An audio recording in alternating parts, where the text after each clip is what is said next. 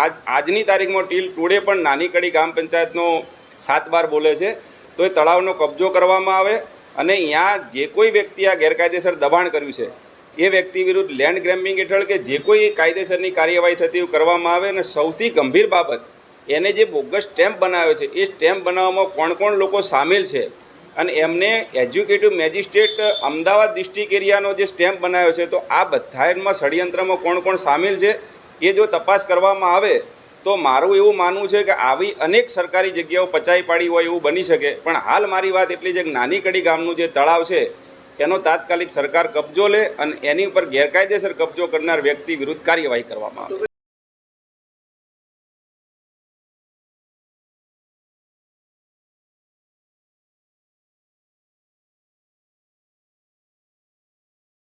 સાહેબ શ્રી શું કહેશો નાની કડીમાં ગેરકાયદેસર કબજો જમાવ્યો છે તળાવ ઉપર? આજરોજ અત્રે આવેદનપત્ર દ્વારા જે રજૂઆત મળી છે એ રજૂઆત નાની કડી ગ્રામ પંચાયત વિસ્તારના તળાવના કબજા બાબતની છે। અમે એના માટે નાયબ જિલ્લા વિકાસ અધિકારી અમારી સાથે અત્યારે ઉપસ્થિત જ છે અને સાથે સાથે કડી પ્રાંત અધિકારીને પણ અત્યારે સૂચના આપી છે।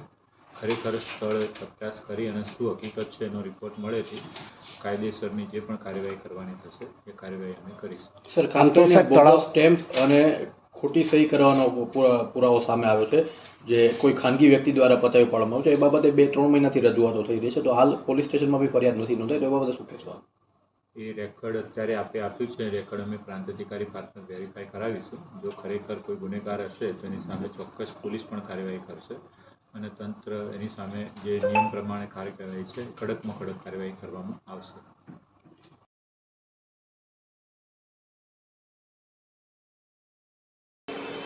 નાની કડી ગ્રામ પંચાયતનો 1397 નંબરનો જે તળાવનો ખરાબો છે એ તળાવ ગામના એક રહીશ વિષ્ણુભાઈ પટેલ દ્વારા છેલ્લા 30 વર્ષથી કબજો કરવામાં આવ્યો છે અને તળાવ પૂરી અને ત્યાં ગેરકાયદેસર બાંધકામ કરવામાં આવ્યું છે।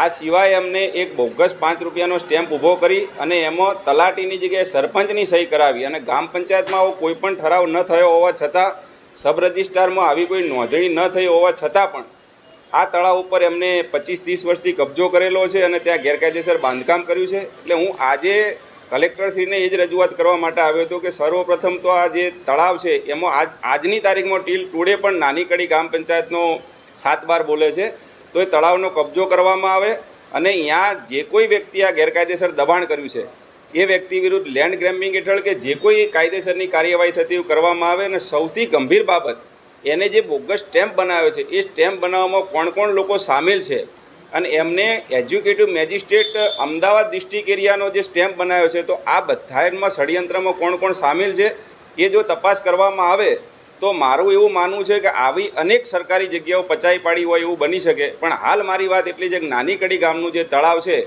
એનો તાત્કાલિક સરકાર કબજો લે અને એની ઉપર ગેરકાયદેસર કબજો કરનાર વ્યક્તિ વિરુદ્ધ કાર્યવાહી કરવામાં આવે।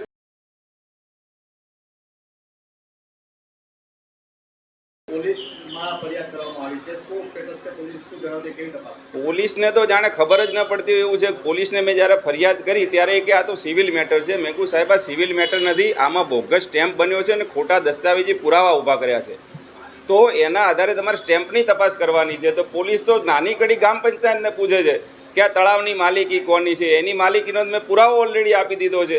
એટલે એકબીજાને ખો આપીને આમાંથી છટકવાનો પ્રયત્ન કરી રહ્યા એવું લાગે છે અને જો આ લે કે લોકોએ કાર્યવાહી કરી હોત ને તો આ તળાવ ઉપર અત્યાર સુધી કબજો ન થયો હોત।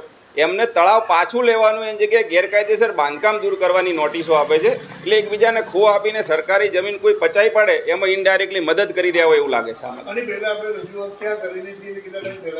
મેં 3 મહિના પહેલાં કલેક્ટર શ્રી મહેસાણા, નાની કડી ગ્રામ પંચાયત, નાની કડી મામલતદાર, કડી પોલીસ સ્ટેશન અને વિરમગામ મામલતદાર આ 5 જગ્યાએ લેખિતમાં અરજી કરી હતી 3 મહિના પહેલાં।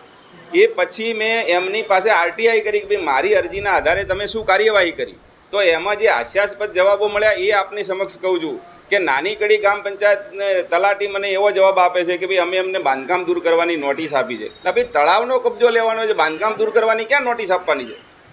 કડી પોલીસ સ્ટેશન એવો જવાબ આપે છે કે ભાઈ અમે એમને પૂછ્યું છે કે આની માલિકી કોની છે। હવે એનો 7/12 ઓલરેડી મેં આપેલો છે જે તે વખતે અરજી વખતે, તો એમને આવું પૂછવાની જગ્યાએ એમને જે તે વખતે જે સ્ટેમ્પ છે એ બાબતે તપાસ કરવાની હોય।